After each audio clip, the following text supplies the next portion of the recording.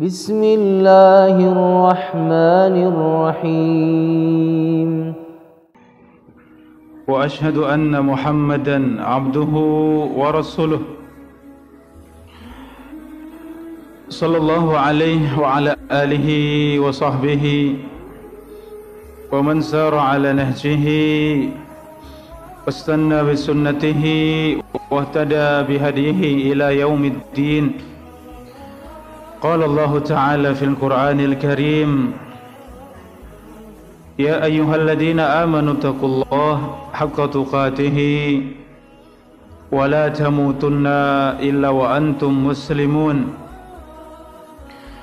يا أيها الناس اتقوا ربكم الذي خلقكم من نفس واحدة خلق منها زوجها وبث منهما رجالا كثيرا ونساء اتقوا الله الذي تساءلون به والأرحام إن الله كان عليكم رقيبا.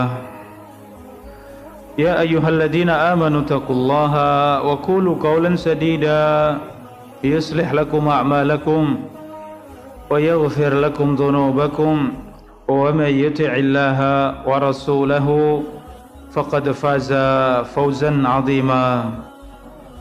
أما بعد، alhamdulillah,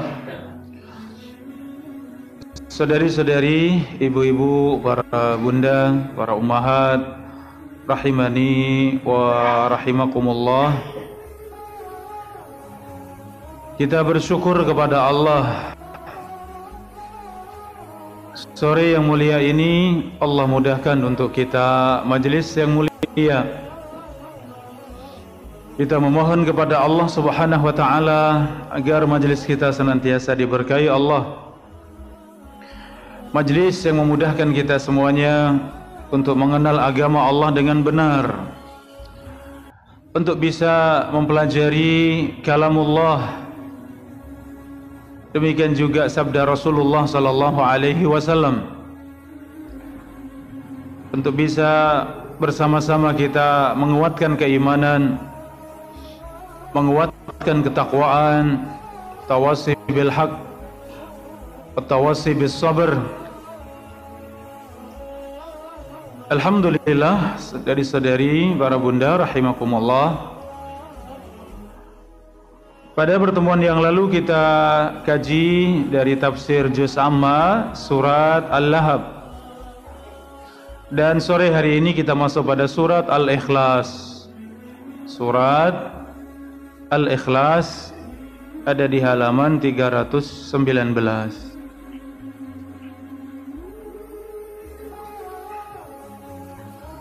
Saudari-saudari, para bunda rahimani wa rahimakumullah, surat Al-Ikhlas, ya, sebuah surat Makkiyah, surat yang ke-112, yaitu surat yang terakhir ketiga. Surat yang ketiga sebelum akhir dari surat yang ada di dalam Al-Quran, surat Al-Ikhlas. Surat Al-Ikhlas berisi 4 ayat. Sebelum kita kaji muqaddimah dari surat Al-Ikhlas, para bunda rahimakumullah, kita baca surat Al-Ikhlas. A'udzu billahi minasy syaithanir rajim.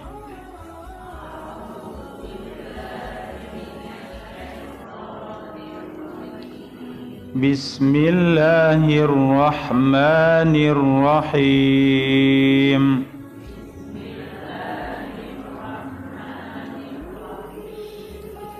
Qul huwallahu ahad. Allahus samad. Lam yalid wa lam yulad. Walam yakul lahu kufuwan ahad.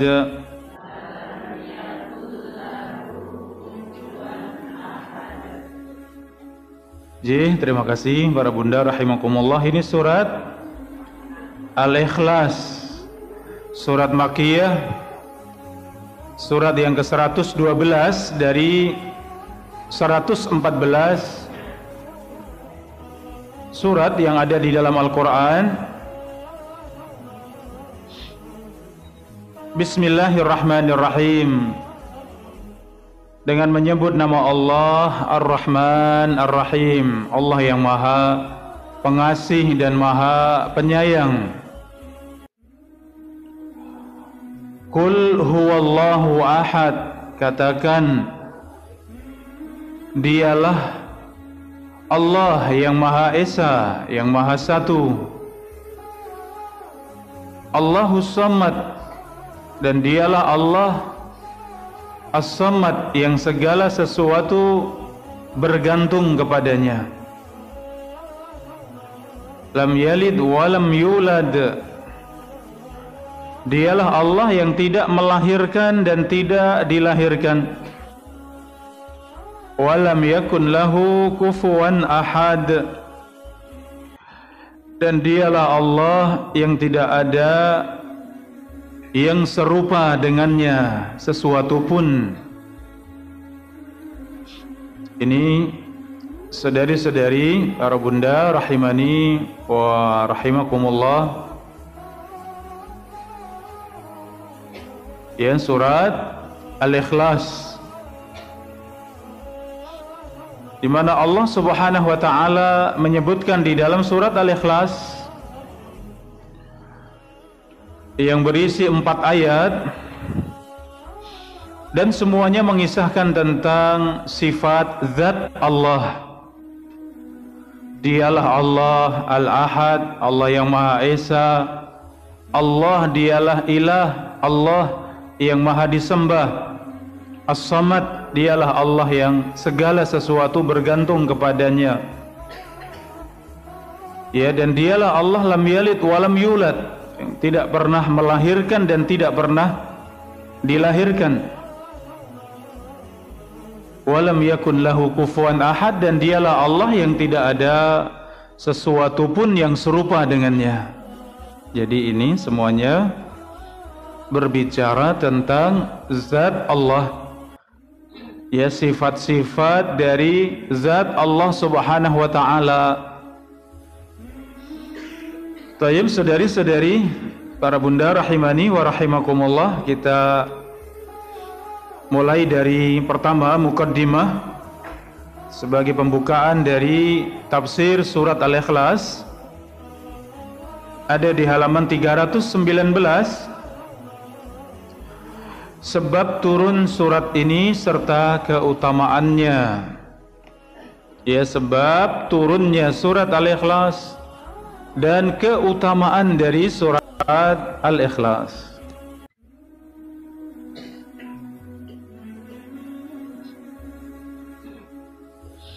Al-Imam Ahmad bin Hanbal meriwayatkan dari sahabat Ubay bin Ka'ab radhiyallahu anhu, ya, dari sahabat Ubay bin Ka'ab radhiyallahu anhu, kaum musyrikin mengatakan kepada Nabi sallallahu alaihi wasallam, wahai Muhammad, katakan kepada kami silsilah Tuhanmu, sebutkan kepada kami nasabnya Tuhanmu. Ya, ini pertanyaannya. Kalau mereka kaum musyrikin ketika memiliki sesembahan, memiliki patung dan berhala, itu ungkapan dari orang-orang yang soleh. Patung dan berhala itu ungkapan dari orang-orang soleh yang sudah meninggal, kemudian mereka wujudkan dalam sesembahan mereka, patung dan berhala mereka, sehingga patung dan berhala mereka itu ada nasabnya, karena itu ungkapan dari seorang yang soleh. Ya, siapa itu patung itu? Ya, Lata, Uzza, Manat, Hubal, sesembahan-sesembahan mereka itu semuanya adalah orang-orang soleh. Ya, yang kemudian mereka ingin mengenangnya, ingin menirunya, maka mereka buat patung, sebagian dijadikan sebagai tempat yang namanya berhala, tempat mereka untuk mendatangi, untuk meminta, berdoa, menyembelih, sehingga terjadilah kesyirikan, peribadatan kepada selain Allah Subhanahu wa taala. Ya, maka mereka bertanya, saudari-saudari, para bunda rahimakumullah bertanya, siapa nasab Tuhanmu? Maka Allah Subhanahu wa taala kemudian menurunkan satu surat penuh, yaitu surat Al-Ikhlas. Ya, Allah Subhanahu wa taala menurunkan surat Al-Ikhlas. Qul, katakan wahai Muhammad kepada mereka kaum musyrikin, huwallahu ahad, Allahus samad, lam yalid wa lam yulad wa lam yakun lahu kufuwan ahad.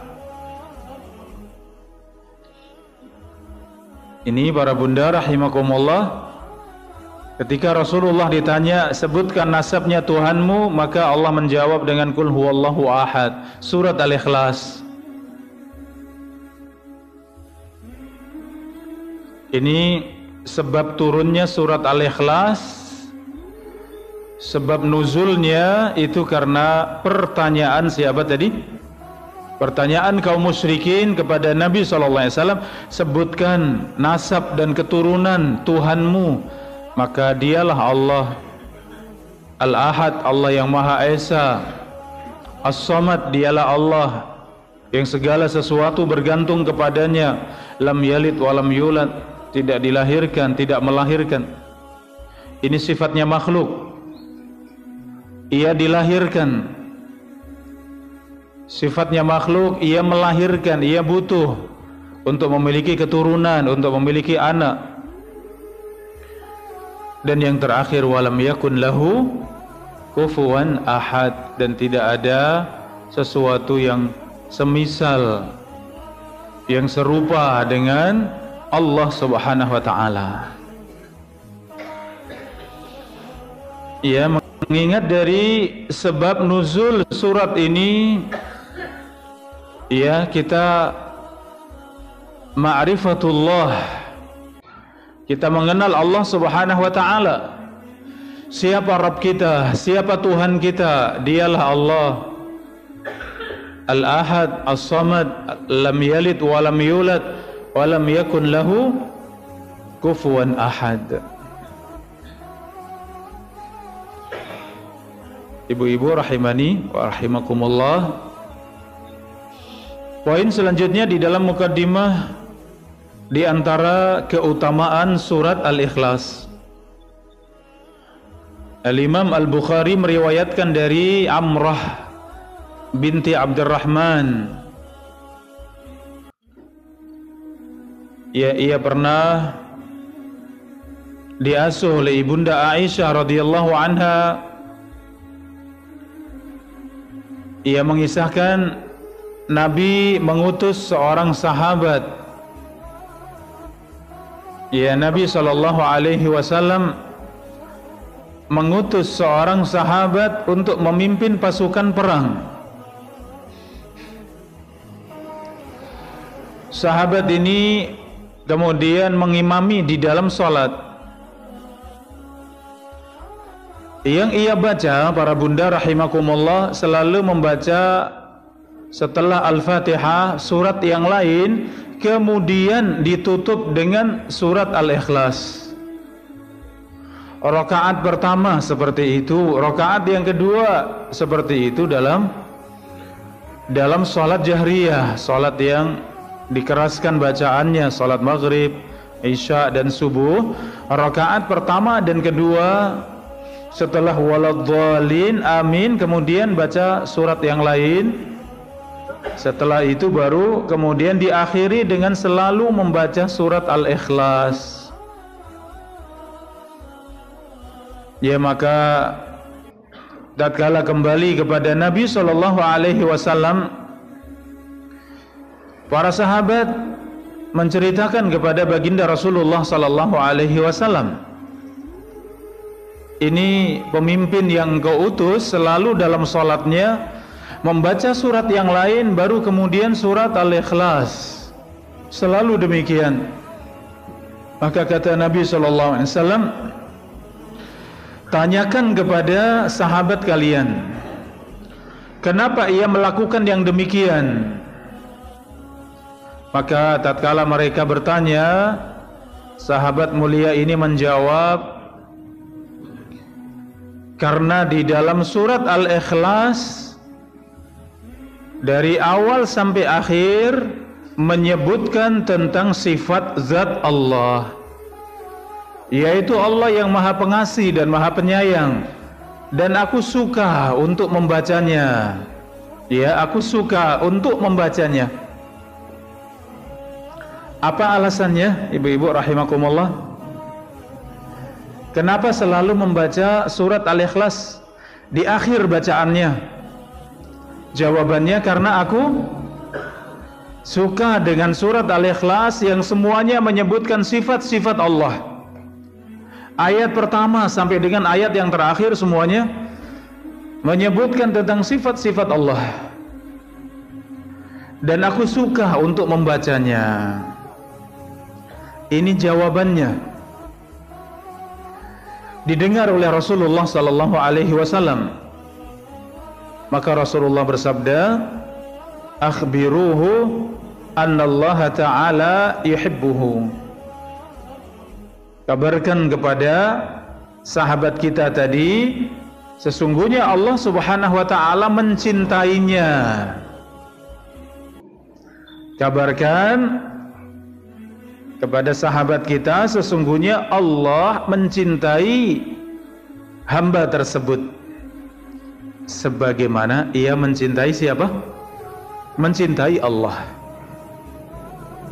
Aku suka untuk membaca surat Al-Ikhlas. Aku selalu menutup dengan surat Al-Ikhlas karena aku cinta dengan surat Al-Ikhlas. Surat Al-Ikhlas menyebutkan semua sifat Allah. Ayat pertama sampai terakhir menyebutkan tentang sifat-sifat zat Allah yang Maha Pengasih, yang Maha Penyayang, dan aku suka untuk membacanya. Ini riwayat yang pertama, para bunda rahimakumullah. Riwayat yang kedua, Al-Imam Al-Bukhari, ya, beliau meriwayatkan dari sahabat Anas bin Malik radhiyallahu anhu, seorang laki-laki dari kaum Ansar menjadi imam di dalam salat di Masjid Quba. Setiap kali membaca bacaan surat, ya, setelah Al-Fatihah, selalu mengawali bacaannya dengan surat Al-Ikhlas. Ya, ketika selesai Al-Ikhlas baru membaca surat yang lain dibalik dari yang pertama. Ya, kalau yang pertama tadi membaca surat yang lain dulu baru ditutup Al-Ikhlas. Kalau di sini setelah waladhdallin amin kemudian surat Al-Ikhlas baru surat yang lain. Ya, maka ia kerjakan demikian dalam rakaat yang pertama dan kedua dalam salat jahriyah, salat yang bacaannya dikeraskan, salat maghrib, isya dan subuh. Ini para sahabat yang makmum di salat, ya, di Masjid Quba. Para sahabat terheran kenapa demikian, ya. Kenapa selalu membuka dengan surat Al-Ikhlas?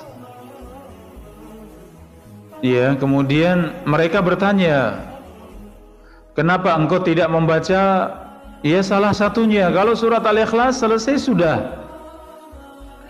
Kalau surat yang lain gak usah dimulai dengan Al-Ikhlas. Ini para sahabat demikian. Ya, maka jawaban sahabat ini, aku tidak bisa meninggalkan bacaan surat Al-Ikhlas. Jika kalian suka aku mengimami kalian, demikian bacaan saya. Namun jika kalian tidak menyukai, maka aku serahkan kepada Aku serahkan kepada kalian, silahkan pilih imam kalian. Subhanallah, ini jawabannya ya para bunda rahimakumullah. Aku sangat cinta dengan surat Al-Ikhlas. Aku tidak bisa meninggalkan surat Al-Ikhlas. Harus aku baca baru yang lain. Jika kalian menyukai demikian, kalau tidak silahkan bisa memilih imam yang lain. Ya, maka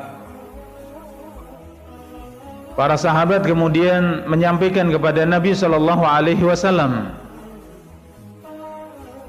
Maka Rasulullah SAW mengatakan, wahai fulan, apa yang menghalangi engkau untuk menerima saran dari para sahabatmu?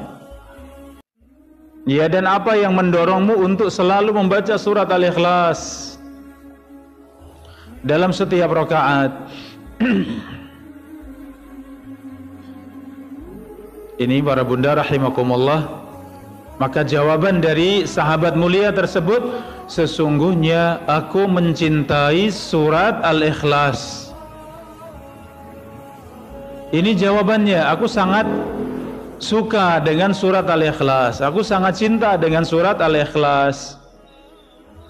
Maka Rasulullah SAW menjawab, hubbuka iyyaha adkhalakal jannah.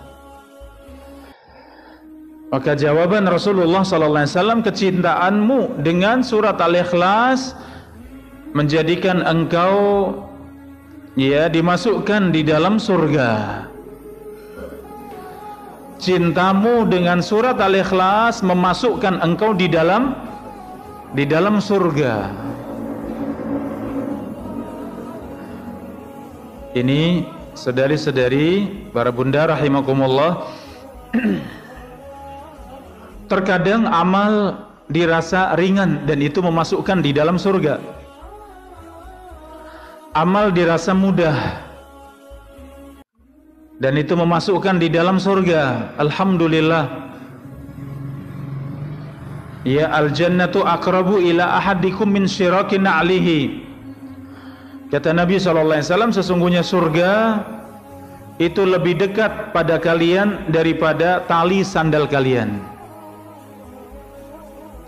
Berarti surga itu sangat dekat dengan kita semuanya. Sebab untuk masuk di dalam surga itu sangat mudah. Terkadang sebab yang ringan itu memasukkan kita ke dalam surga. Ini contohnya. Ia mengetahui surat Al-Ikhlas. Ia memahami surat Al-Ikhlas, ternyata ayat pertama, kedua, ketiga, terakhir, yang keempat, semua bercerita tentang sifat zat Allah. Saking cintanya kepada Allah, maka hamba ini sangat cinta dengan surat Al-Ikhlas, karena semua ayatnya menyebutkan tentang sifat zat Allah. Kenapa disebut sifat zat? Karena ada sifat perbuatan. Ada sifat perbuatan. Ya, zat itu kalau terjemah kita itu fisik ya. Ya, ada fisik, ada perbuatan, ada badan, ada perbuatan. Sifat badan misalnya tinggi, ya misalnya kurus, langsing, gemuk, ini sifat badan, sifat zat. Kalau sifat perbuatan itu apa yang dikerjakan? Ia rajin, ia banyak bergerak, ia suka lari, ini perbuatan. Nah, ini surat Al-Ikhlas menyebutkan apa para bunda? Sifat zat Allah Subhanahu wa ta'ala. Allah Al-Ahad, Allah yang Maha Esa, As-Samad, segala sesuatu bergantung pada Allah, dan seterusnya. Maka cintanya dengan surat Al-Ikhlas sehingga dua sahabat ini, yang satu dipilih untuk memimpin perang dan selalu mengimami dengan menutup surat Al-Ikhlas. Yang satu lagi dipilih untuk menjadi imam di Masjid Quba. Masjid Quba ini di mana? Di Madinah ya. Masjid Quba di Madinah, dekat dengan Masjid Nabawi. Ya, kurang lebih 10 kilo, 15 kilo ya. Tidak terlalu jauh. Ternyata juga sama, sahabat yang kedua juga imamnya Masjid Quba, setelah Al-Fatihah membaca surat Al-Ikhlas baru baca yang lain. Bahkan sampai para sahabat meminta salah satu saja, kalau Al-Ikhlas sudah selesai, kalau surat yang lain gak usah ditambah dengan Al-Ikhlas. Ternyata ia mengatakan, aku gak bisa, aku sangat cinta dengan surat Al-Ikhlas. Kalau kalian suka, alhamdulillah, kalau tidak gak apa-apa, yang lain yang mengimami. Subhanallah. Ternyata, kenapa engkau demikian? Aku cinta dengan surat Al-Ikhlas, wahai Rasulullah. Tentu cinta yang benar, cinta yang jujur, cinta dari dalam hatinya. Ya, maka balasannya, hubbuka iyyaha adkhalakal jannah. Engkau mencintai surat Al-Ikhlas, maka Allah masukkan engkau di dalam surga. Ya, ini para bunda rahimakumullah. Dua riwayat tadi menyebutkan ia selalu membaca surat Al-Ikhlas dalam setiap rakaatnya. Itu yang diketahui oleh para sahabat. Dan ternyata di dalam rakaat salat kita itu rakaat yang ketiga, rakaat yang keempat, kalau ingin membaca surat setelah Al-Fatihah itu juga sunnah. Rasulullah SAW juga mengerjakan dalam salat duhur, rakaat pertama, kedua jelas setelah Al-Fatihah baca surat. Rakaat ketiga setelah waladhdallin amin ditambah dengan baca surat. Rakaat keempat juga setelah waladhdallin amin baca ayat atau surat. Itu sunnah. Kalau mau kita kerjakan silahkan, itu sunnah minimal ya. Jadi rakaat ketiga dan keempat itu minimal membaca surat Al-Fatihah. Kalau mau ditambah surat silahkan. Dalam salat asar juga demikian. Dalam salat isya terkadang Rasulullah membacanya. Di salat maghrib tidak ada riwayat sama sekali, karena maghrib ini salatnya paling pendek. Maghrib juga waktunya paling pendek mendekati isya ya. Sehingga rakaat ketiganya Rasulullah SAW tidak membaca surat. Ya, rakaat ketiganya. Pernah dengar yang demikian para bunda? Belum je. Lah ini hadis-hadis yang sahih menyebutkan. Jadi kalau mencukupkan di rakaat ketiga dan keempat dengan Al-Fatihah seperti yang sudah biasa kita kerjakan silakan. Kok pengen nambah? Saya pengen lebih panjang salat saya pengen lebih khusyuk salat saya, silahkan. Itu disebutkan di dalam hadis yang sahih. Ternyata kita salat itu juga butuh untuk belajar ya. Kita salat itu biasanya pengen cepet-cepet atau pengen pelan-pelan para bunda? Kalau jujur pengen yang mana? Kalau jawabannya sama dengan saya, pengen cepat-cepat, nah berarti kita harus belajar pelan-pelan. Iya, belajar pelan-pelan. Salatnya di Masjid Nabawi, di Masjidil Haram ya, itu salatnya pelan-pelan. Guru-guru kami juga seperti itu. Kalau salat itu pelan-pelan. Ketika ruku itu panjang, ketika sujud itu panjang. Bagaimana caranya panjang? Ya diulang-ulang, silahkan dengan hitungan yang ganjil, 3 kali, 5 kali, 7 kali sesuai kemampuan silahkan. Intinya adalah jangan terburu-buru. Setiap gerakan di dalam salat itu benar-benar kita membersamai. Setiap gerakan dalam salat usahakan kita tenang, tidak buru-buru. Usahakan kita menikmati itu. Jadi bukan sekedar ingin mengerjakan biar cepat selesai. Ya, ingin segera mengerjakan biar cepat, ya sudah sah, ya sudah saya kerjakan. Jangan, ini masih sholat yang biasa. Ya, ternyata harus belajar sholat yang tenang, sholat yang khusyuk, sholat yang pelan-pelan, sholat yang kita menjiwai, membersamai. Ya, ini jadi ini jawaban jujur dari dua sahabat tadi. Kenapa kok ditambah surat Al-Ikhlas? memang aku sangat cinta dengan surat Al-Ikhlas. Apa balasannya? Allah mencintai Anda. Kalau sudah dicintai Allah, sudah pasti masuk dalam surga. Yang kedua, engkau cinta kepada surat Al-Ikhlas, maka Allah masukkan engkau dalam surga. Nah, ini mudah-mudahan kesungguhan kita dalam menyempurnakan sholat, kesungguhan kita dalam menegakkan sholat, sehingga sholatnya pelan-pelan, sholatnya tenang, sholatnya tidak terburu-buru. Sholat bukan sekedar yang penting cepat selesai, iya, tapi sholatnya benar-benar saya pengen khusyuk dalam sholat, saya pengen menikmati sholat, saya pengen membersamai sholat, iya. Maka insya Allah kalau niat kita seperti itu, mudah-mudahan sholat ini benar-benar menjadi sebab kita masuk di dalam surga. Dari 8 pintu surga, salah satunya ya ada yang namanya babus sholah, ya pintu sholat, ya. Sebagian menyebut babus sedekah, pintu sedekah, ya. Maka mudah-mudahan ya kita belajar ini surat Al-Ikhlas. Pada muqaddimahnya ternyata ada 2 riwayat di mana 2 sahabat yang berbeda dalam kejadian yang berbeda, dua-duanya sangat cinta dengan Al-Ikhlas.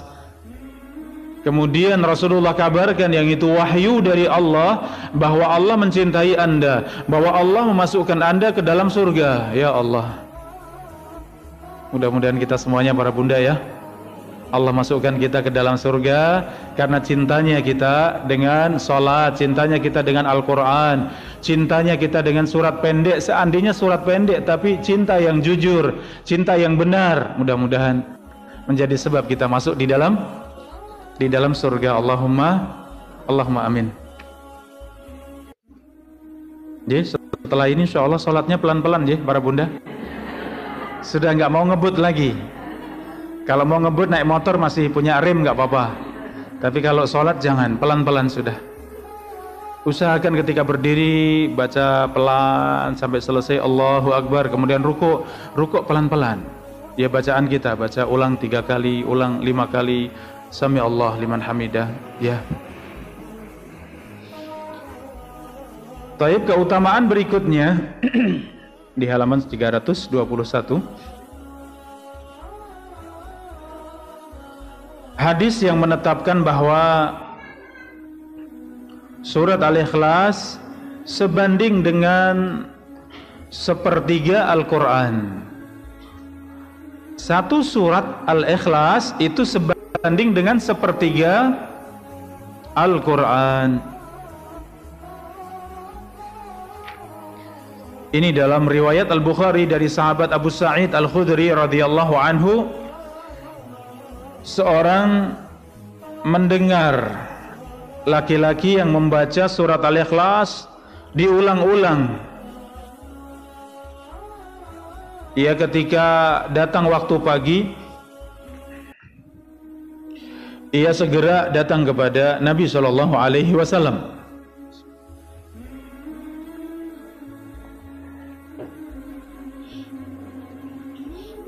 Seakan orang ini, sahabat ini menganggap sepele surat Al-Ikhlas diulang-ulang. Seakan itu sepele, seakan itu biasa. Maka tanya kepada Nabi SAW. Kemudian Rasulullah menjawab, "Walladzi nafsi biyadihi innaha lata'dilu thulutsal Qur'an." Demi zat yang jiwaku ada di tangannya, sesungguhnya surat Al-Ikhlas itu sebanding dengan 1/3 Al-Quran. Kemudian dalam riwayat yang lain, ayajisu ahadukum an yaqra'a sulusal Quran fi lailah. Ya, apakah kalian mampu untuk membaca setiap malam 1/3 Al-Quran? Maka para sahabat kemudian menjawab, siapa di antara kami yang mampu wahai Rasulullah setiap malam membaca 1/3 Al-Quran?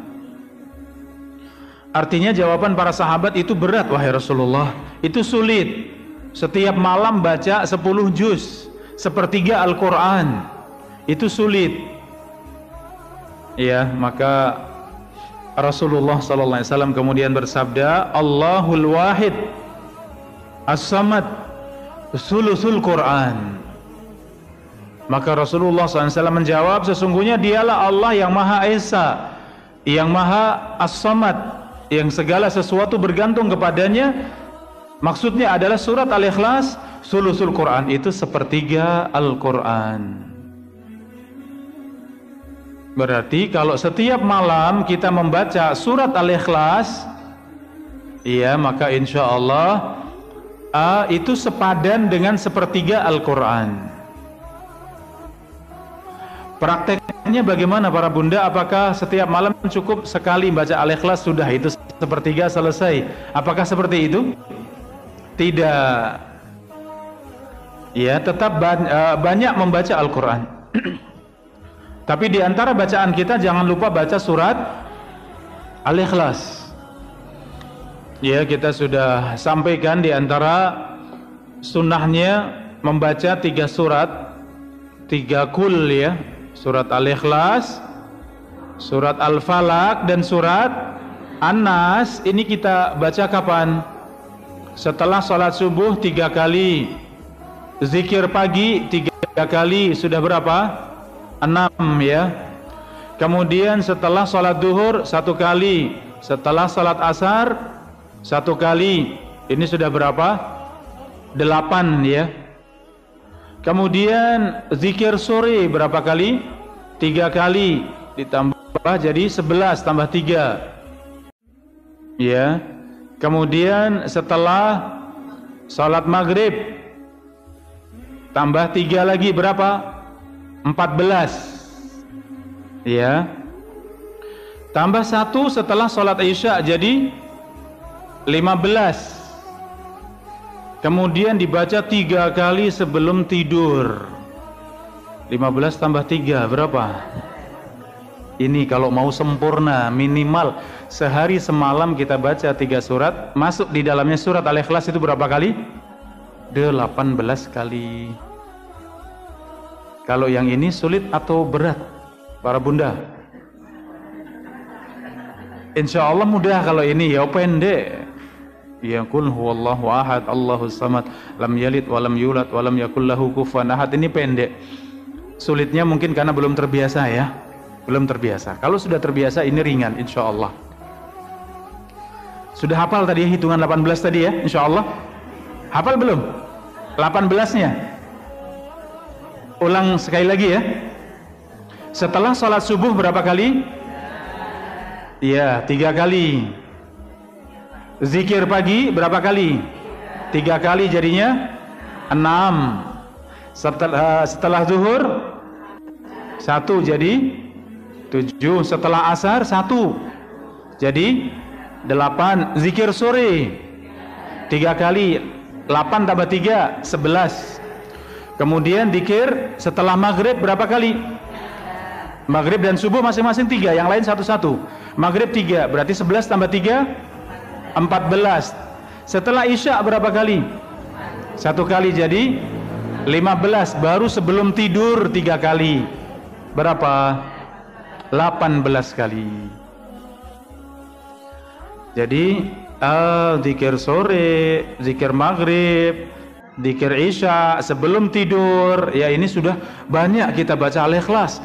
Seandainya seorang hamba baca 1 kali saja, itu nilainya sepadan dengan sepertiga Al-Quran, sepadan dengan membaca sepertiga Al-Quran. Jadi insya Allah kita menghadap kepada Allah bawa pahala banyak insya Allah. Ini yang kita biasakan. Sehari berapa kali bacanya? 18 kali. Ya, 18 dibagi 3 berapa? 6. Berarti surat Al-Ikhlas saja sehari semalam kita baca 18 kali, seakan kita khatam Al-Quran berapa kali? 6 kali. Sepadan. Iya, sepadan. Bukan kemudian wah wes sudah Saya Al-Ikhlas 3 kali sudah hatam Al-Quran. Bukan. Prakteknya para sahabat tetap semangat untuk menghatamkan Al-Quran. Tetap ya baca juz pertama, lanjutkan juz kedua, usahakan 1 bulan sekali hatam Al-Quran. Seperti itu para sahabat. Walaupun tahu keutamaan ini juga diamalkan, hatam beneran juga dilakukan. Nah, kita pilih yang mana? Dua-duanya insya Allah, alhamdulillah. Tetap ya semangat untuk menghatamkan Al-Quran, dan semangat juga ini keutamaan yang kita pelajari Al-Ikhlas. La ta'dilu sulusal Quran, itu sepadan dengan sepertiga Al-Quran. Keutamaan selanjutnya para bunda rahimakumullah, membaca surat Al-Ikhlas menyebabkan seorang masuk di dalam surga. Yang tadi sudah disebutkan hadisnya ya. Poin selanjutnya, membaca surat Al-Ikhlas berulang-ulang.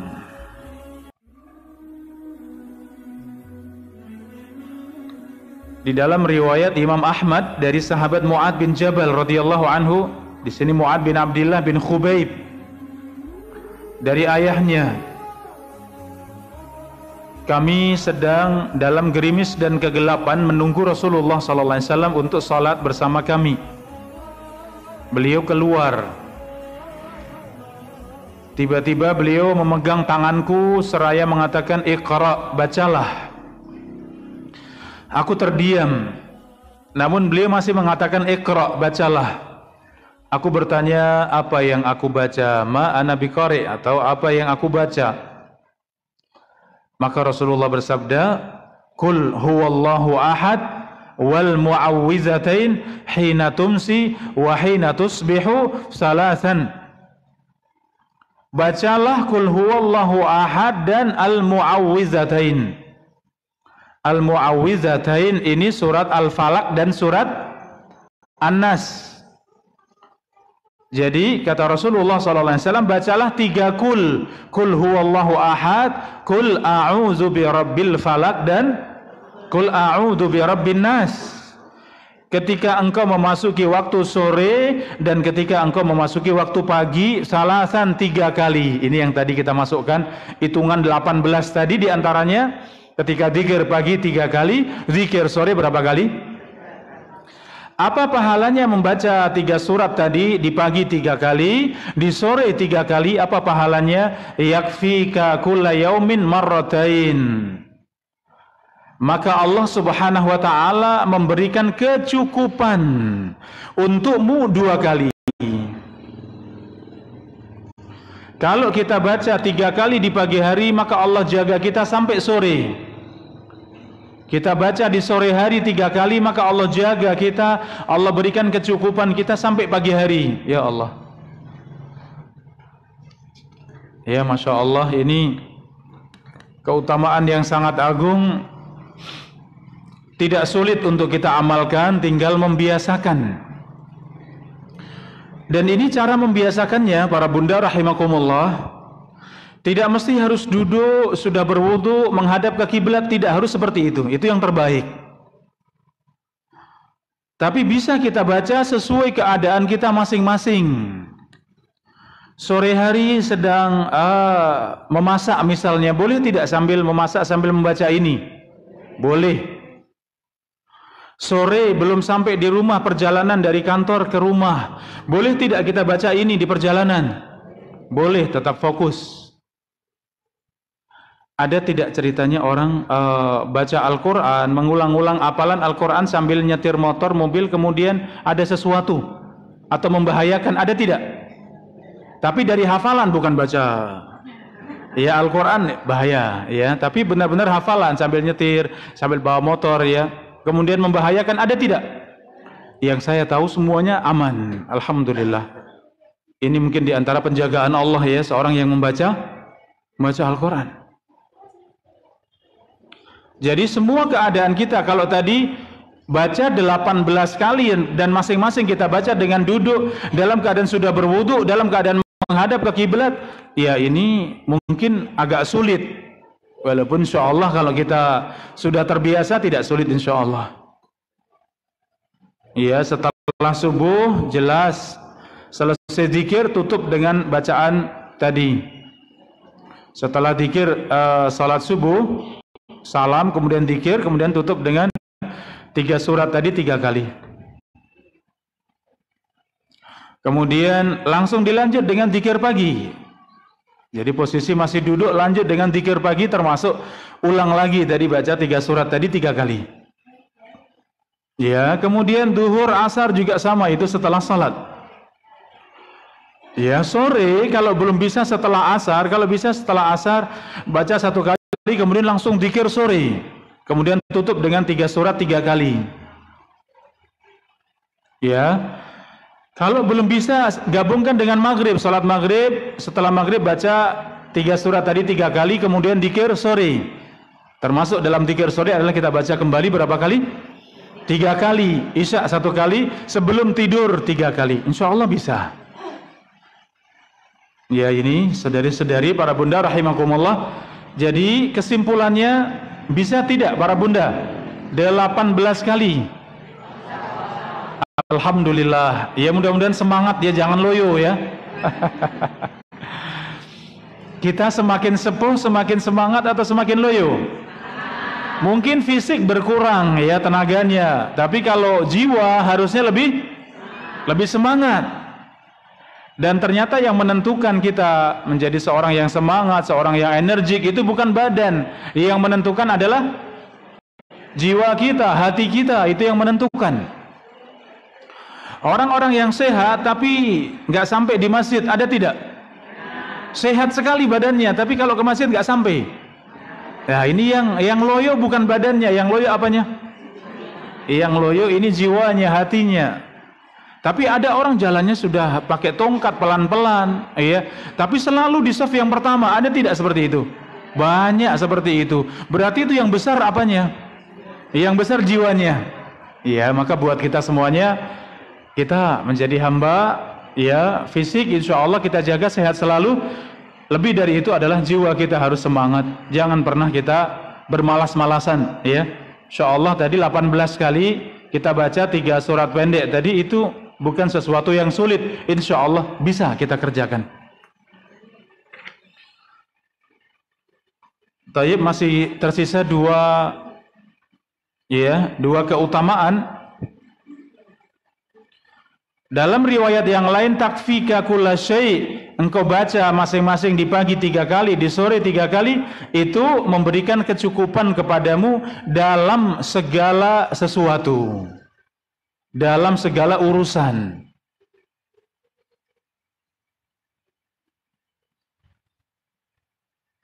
Baik, ini yang 2 keutamaan berikutnya, insyaallah kita sambung dengan pertemuan berikutnya, insyaallah para bunda rahimani wa rahimakumullah. Kita cukupkan sampai di sini dan dibuka pertanyaan sumangga. Waalaikumsalam warahmatullahi wabarakatuh. Silakan.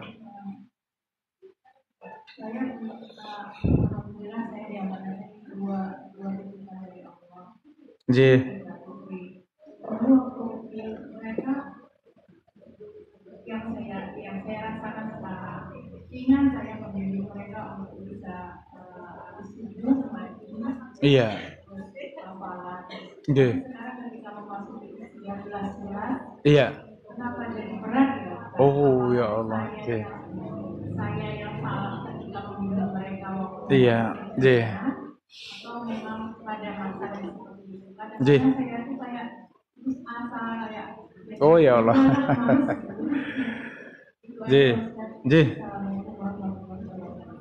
Waalaikumsalam warahmatullahi wabarakatuh. Nggih, amanah 2 putri nggih Ibu nggih? Oh, putra-putri nggih, insyaallah. Nggih, alhamdulillah. Para bunda rahimani wa rahimakumullah.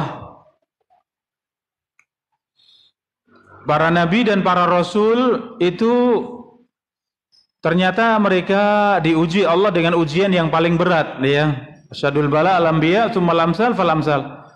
Yang paling berat ujiannya itu para nabi dan para rasul. Khususnya mereka diuji dengan orang-orang yang paling dekat. Nabi Nuh alaihi salam diuji dengan putranya yang tidak mau beriman. Banjir sudah datang saja didekati ayahnya, ayo kemari bersama dengan kami. Anak mengatakan tidak, aku akan naik di atas gunung, aku selamat dari banjir. Nabi Ibrahim alaihissalam mendakwai ayahnya, terus mendakwai ayahnya, sampai ayahnya mengatakan, kau diam atau aku lempari engkau dengan batu. Itu orang-orang yang sangat dicintai. Ya. Kemudian ya, Nabi Musa alaihissalam diuji oleh Allah Subhanahu wa taala dengan ayah angkatnya, Firaun ya. Jadi Firaun itu ayah angkatnya yang membesarkan sampai menjadi dewasa, menjadi pemuda. Nabi Lut alaihissalam istrinya. Iya, pertama kali ada LGBT itu di kaum Nabi Lut alaihissalam. Iya. Dan ternyata istrinya Nabi Lut alaihissalam termasuk yang kafir. Ia yang memanggil laki-laki, di rumahku ada lelaki tampan. Maksudnya para malaikat. Menjelma menjadi seorang pemuda yang cakep ya. Datang kepada Nabi Lut alaihissalam, malah istrinya yang panggil-panggil, ayo di rumahku ada pemuda yang ganteng katanya. Ya Allah. Istri. Iya. Artinya seorang yang sangat dicintai. Tapi ternyata tidak ya. Tidak beriman. Rasulullah SAW juga demikian. Punya paman. Ia punya paman. Ada Abu Lahab. Paman Nabi SAW Abu Lahab. Ada paman yang jadi paman, ada yang masuk Islam. Ada yang memusuhi Abu Lahab. Ada yang tidak memusuhi tapi tidak masuk dalam Islam. Abu Thalib.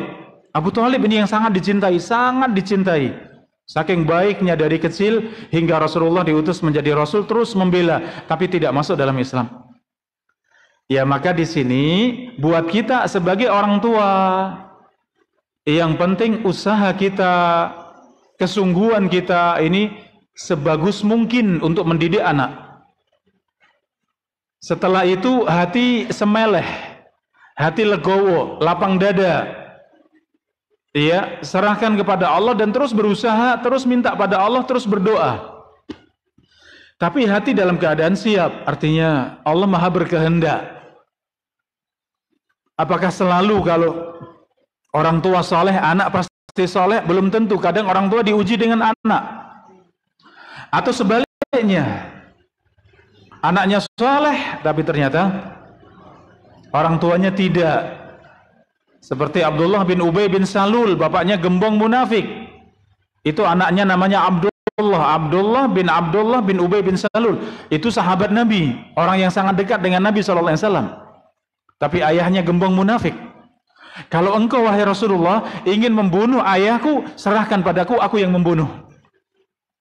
Jangan serahkan pada orang lain, aku khawatir, aku sangat cinta dengan ayahku, aku sangat berbakti dengan ayahku, khawatir aku akan balas dendam, aku bunuh orang tersebut. Ya, subhanallah, saking imannya, serahkan pada saya kalau harus membunuh ayahku, seorang munafik. Jadi buat kita, ya ketika mendidik, jangan putus asa, jangan kecil hati. Ya, tetap semangat. Masalah hasilnya Allah yang sudah menentukan, Allah yang sudah menulis catatan takdirnya. Ya, tapi memang kalau dari sisi pendidikan, tarbiyah, mendidik anak memang naik turun ya. Anak-anak kita ini. Kita lihat kalau yang semangat belajar TPA usia berapa ini para bunda?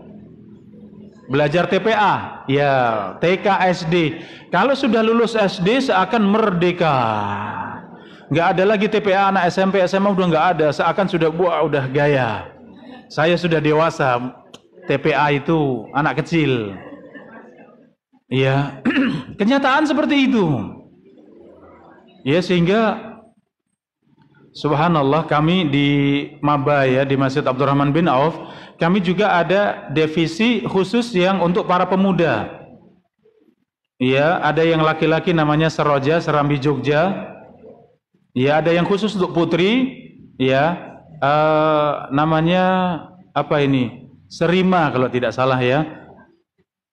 Ya, Serambi Putri Jogja.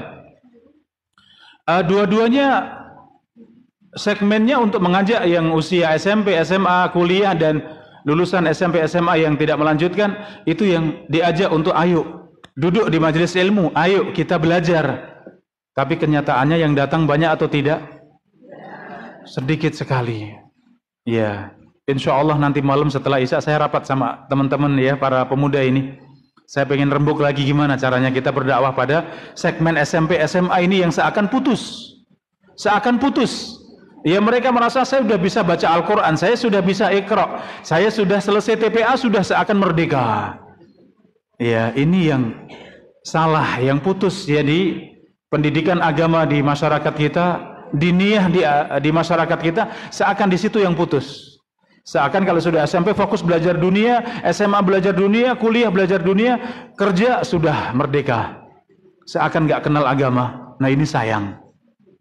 Jadi monggo tetap diperhatikan, tunjukkan sayang kita, tunjukkan lembut kita. Ya kalau belum nggak apa-apa, memang usia ya anak-anak ABG ya, anak-anak yang baru kenal dunia, terbuka dunia sehingga tidak mudah. Ya, maka tetap sabar, tetap lembut, tunjukkan kasih sayang, tunjukkan perhatian, ambil hatinya, ya apa yang bisa menyenangkan, ambil dan kemudian masukkan nasihat-nasihat pelan-pelan. Terus kita bimbing. Ya, dan jangan lupa doa orang tua mustajab insyaallah. Sepertiga malam terakhir bangun doakan, sebut nama anak-anak kita.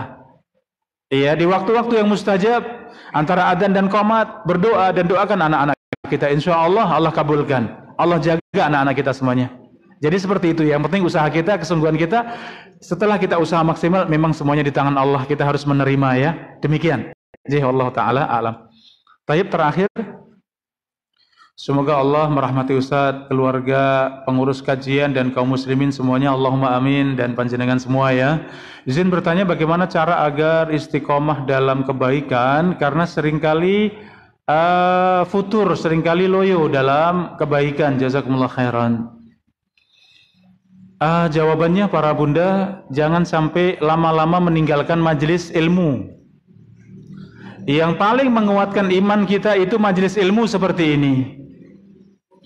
Kita yang sudah terbiasa bermajelis ilmu, mendatangi majelis ilmu, kita pelajari Al-Quran, kita pelajari hadis Nabi, kita pelajari kehidupan para sahabat, kehidupan para ulama, kemudian berhenti tidak ngaji 1 bulan, 2 bulan, apa rasanya? Kita akan merasa hambar kehidupan kita, hati kita terasa kering, ya tidak? Atau hanya saya yang merasakan? Sama ya. Ya, maka sering-sering kita hadir di majelis ilmu, alhamdulillah banyak ya. Banyak majelis ilmu kita, silahkan datangi. Ya, duduk saja di majelis ilmu itu sudah dapat banyak kebaikan. Majelisnya Imam Ahmad bin Hanbal itu sampai di majelisnya sampai 5.000, 6.000 yang hadir. Imam Ahmad bin Hanbal sekali bermajelis seperti ini yang hadir 5.000, 6.000 jamaah.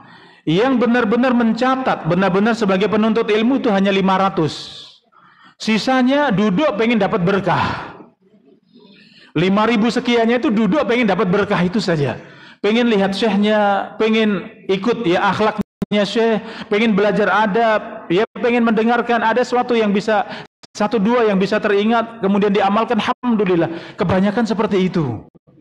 Tapi itu jalan istiqomah. Itu jalan istiqomah agar kita tidak malas, tidak loyo, ya, tidak cenderung kepada dunia sehingga lalai dengan akhirat. Apa itu? Di antaranya majelis ilmu. Tentu ada yang lain ya, punya sahabat yang baik, teman-teman yang baik juga alhamdulillah. Jaga hati kita dengan banyak berzikir, banyak membaca Al-Quran, hatamkan Al-Quran, insyaallah itu membuat kita istiqomah. Demikian para bunda, apa yang kita kaji pada kesempatan sore yang berbahagia ini. Wallahu taala a'lam bishawab. Wassallallahu wasallam ala nabiyina Muhammad wa ala alihi wa sahbihi ajmain. Akhir da'wana alhamdulillahi rabbil alamin. Ada kurang lebihnya mohon maaf. Assalamualaikum warahmatullahi wabarakatuh.